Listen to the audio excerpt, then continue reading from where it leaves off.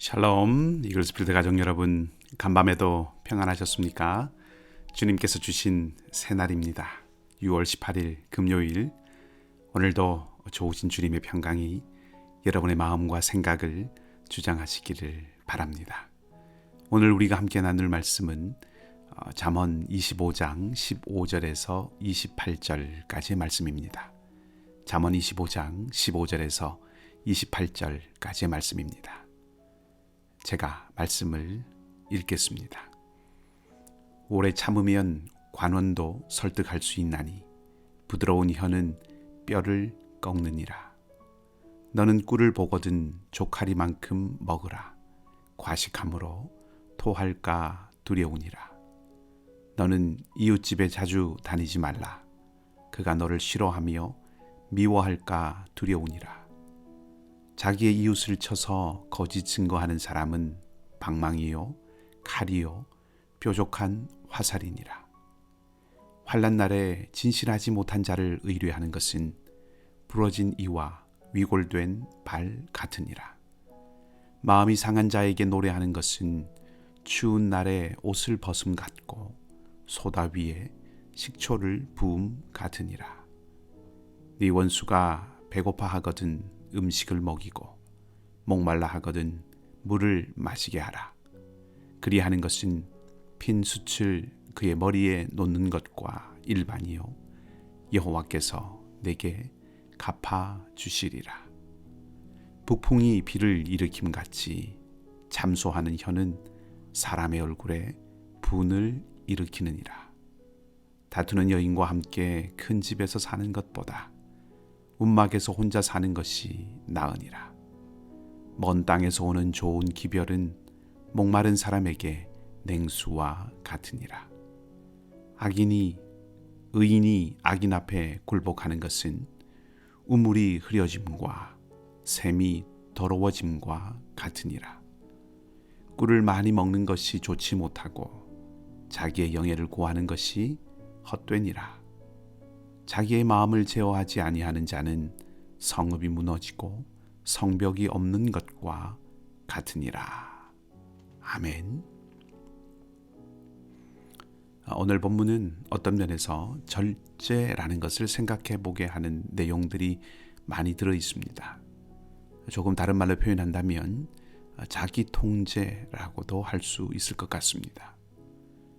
본문의 잠언의 기자는 15절에서 분노를 참으라 하고 말하고 16절에서 과식을 절제하고 또 17절에서 지나치게 이웃을 많이 찾아가서 그가 싫어하고 나아가서 미워하지 않도록 절제하라고 권면하고 있습니다.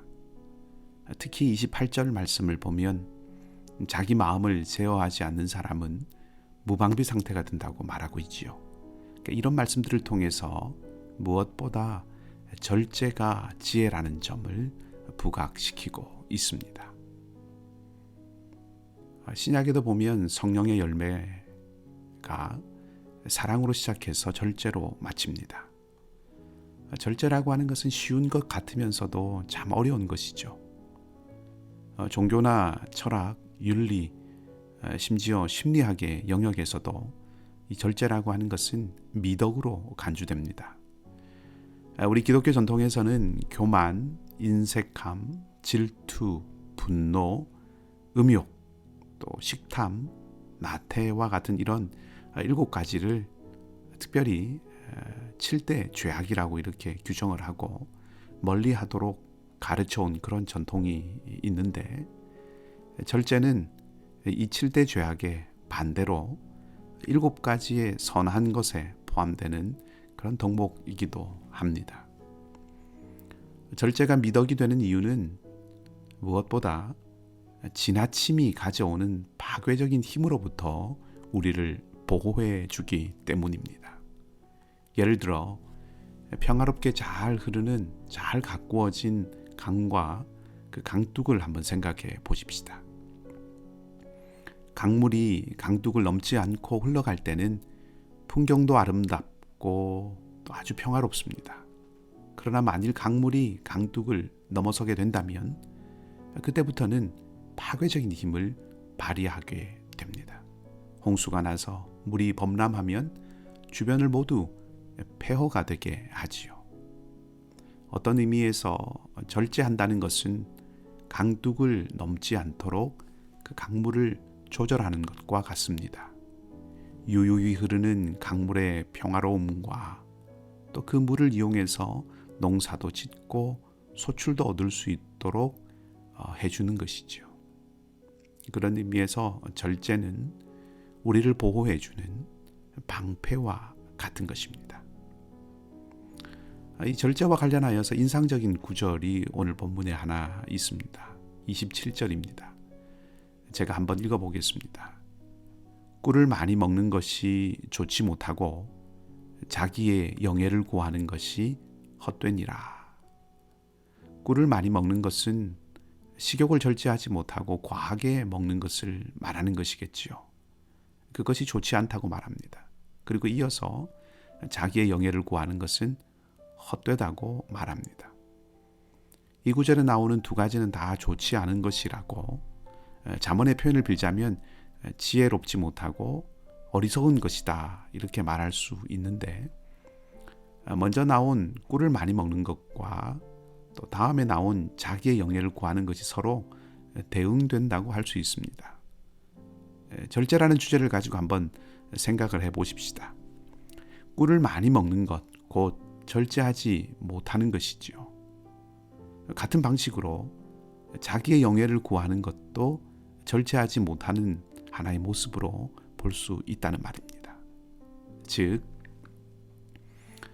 꿀의 단맛에 빠지면 자제력을 잃기 쉽듯이 자기를 스스로 높이려고 하는 마음에 빠지게 되면 절제력을 잃을 수 있다 하는 것을 말해주고 있습니다.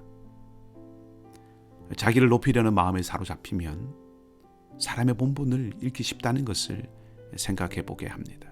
사람의 본분은 하나님을 경외하고 서로 사랑하고 살아가는 것이겠지요. 그것을 잃어버리고 자기를 높이고 자기가 영광을 얻으려고 하면 그 삶의 끝은 결국 패망입니다. 이 절제가 단지 먹는 것이나 혹은 갖고 싶은 어떤 소유와 같은 것에만 연결되는 문제가 아니라 지혜의 근본인 하나님을 경외하는 것과도 연결된 문제라는 점을 오늘 27절이 우리에게 일깨워주고 있습니다. 자기 자신을 높이고자 하는 마음이 있다면 절제를 잃게 되고 결국 넘어져서 실수하기 쉽고 패망에 이르게 된다면, 반면 자기 영광을 버리고 겸손해지는 것은 절제를 지킬 수 있는 중요한 방법이 된다고 할 수 있겠습니다. 그런 면에서 겸손이 지혜자의 특징이라고 말할 수 있겠지요. 오늘 은혜의 기회로 하루를 주셨습니다. 나를 중심에 놓으면 절제할 수 없는 교만에 빠지기 쉽고, 하나님을 중심에 놓으면 겸손해질 수 있습니다. 마음을 지키지 못하면 무너진 성벽처럼 우리를 지켜내지 못합니다. 절제와 겸손을 품는 이 하루가 되기를 원합니다. 이 아침에 우리의 기도의 제목이 절제와 겸손이 되기를 원합니다. 성령께서 우리에게 힘주시고 은혜 주셔서 우리를 지킬 수 있도록 절제의 열매가 맺히게 하시고, 또 하나님께 영광을 돌리며 살아가는 겸손을 잃지 않는 그런 삶이 되게 해달라고 구하는 것이 이 아침에 우리의 간구가 되기를 원합니다. 여러분 모두에게 오늘도 성령께서 충만하게 임하시고 역사하셔서 절제와 겸손의 미덕으로 하루를 살아가는 복된 은혜가 넘치기를 주님의 이름으로 축복합니다. 기도하십시다. 하나님 아버지, 오늘도 은혜의 기회로 우리에게 하루를 주셨습니다. 하나님을 우리 생각과 삶의 중심에 놓고 겸손히 살아가는 하루가 되게 하시고, 성령께서 우리 마음과 생각을 지켜주셔서 절제의 견고한 성벽이 둘러진 복된 삶이 되게 하여 주시옵소서. 하나님, 특별히 우리 가운데 슬픔을 당한 가정이 있습니다. 위로해 주시고 하나님 나라의 소망이 넘치는 은혜가 있게 해주시며, 혹 염려와 고난의 시간을 지나는 교우들이 있다면 주님께서 힘주시고 능력과 방패가 되어 주시옵소서. 관계와 경제와 건강의 문제를 두고 기도하는 모든 자리자리마다 오늘도 선하신 손길로 응답하여 주시기를 원하며, 상록교 어르신들과 다음 세대 자녀들과 선교사님들의 사역의 자리자리마다 오늘도 주께서 친히 동행하여 주시옵소서. 이글스필드 사랑하는 모든 가족들의 가정과 일터와 기도의 제목에 주께서 동행하여 주시고 함께해 주시며 또 새 힘과 새 소망으로 충만하게 해주시기를 간절히 소망하며 우리 주님 예수 그리스도의 이름으로 기도하옵나이다. 아멘. 말씀을 기억하시고 각자 기도하시고 오늘도 주님과 함께 동행하는 귀한 삶이 되시기를 바랍니다.